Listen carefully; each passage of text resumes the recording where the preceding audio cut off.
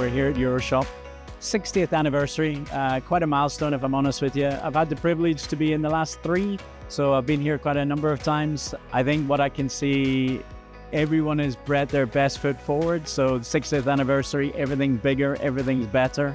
So I can see a real depth of practicality within technology. I can see a lot of what's in store today or could be in store today. So I think there is a real depth of technology, but probably a real depth of reality.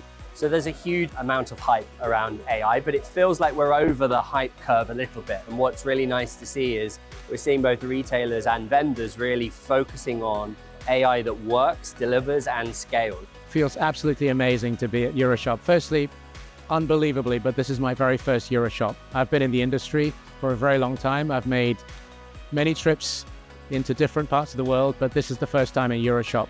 But I thought, well, I better come and check it out and see what's changed, what's new. As you know, I enjoy looking at trends, understanding what's going on. So really the chance to experience that firsthand is really what I've done. So it's been absolutely amazing. I have to say, being at EuroShop this year, 26, is so amazing. We are flooded with retailers who really want to see how can they improve their store operations and how can they use our innovations. I'm only here for 1 day, so I have to do everything like in a very rushed and quick way and have to inhale all the different information here. And I have to say, as expected, it's a lot about AI. It's a lot about future technical AI-driven stuff, robotic and so on. That's what I've seen. It's about human factors that are also important in the future. Retailers really need to pick one use case that makes the most sense, not trying to create a moonshot with AI everywhere.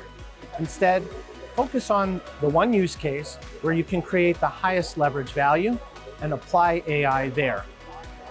Organize the people, the systems, the workflows to align around solving that one problem.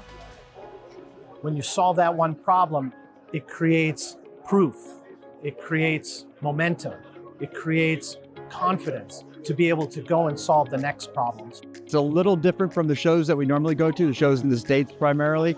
There's just the scale of this is so much bigger. I mean, there's so much to see, quite honestly, in terms of the entire ecosystem and environment that you see within retail. The breadth of technologies, the breadth of vendors, the breadth of folks that you can talk to and meet here is just phenomenal.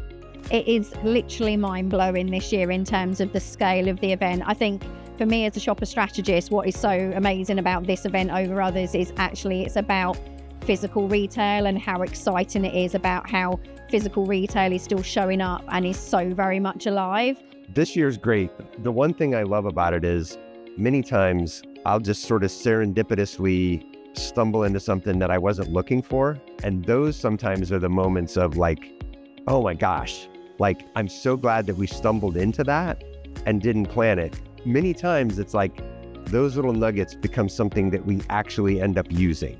Every show you go to anymore, every conversation you have with the customer surrounds AI, getting the right intelligence to manage a business and drive the operations within a retail environment is such a challenge.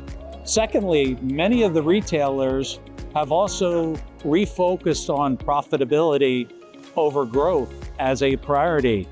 And so when you think about these trends coming together is, how do I drive more intelligence on what's really happening in my operation so I can drive better profitability and growth within the business? And I love that you have so many booths here that you can go inside, smell it, touch it, and feel like you're in a real store. This is something I love because I believe the stores are becoming more and more strategical assets to any retailer. Not like this is another point of sale or sales channel. It's like really something that you can connect with a brand and really make it more like experiential thing. So I really, really love it here. I think one of the big things that we see today is really trying to understand where technology comes in as a layer within the retail space.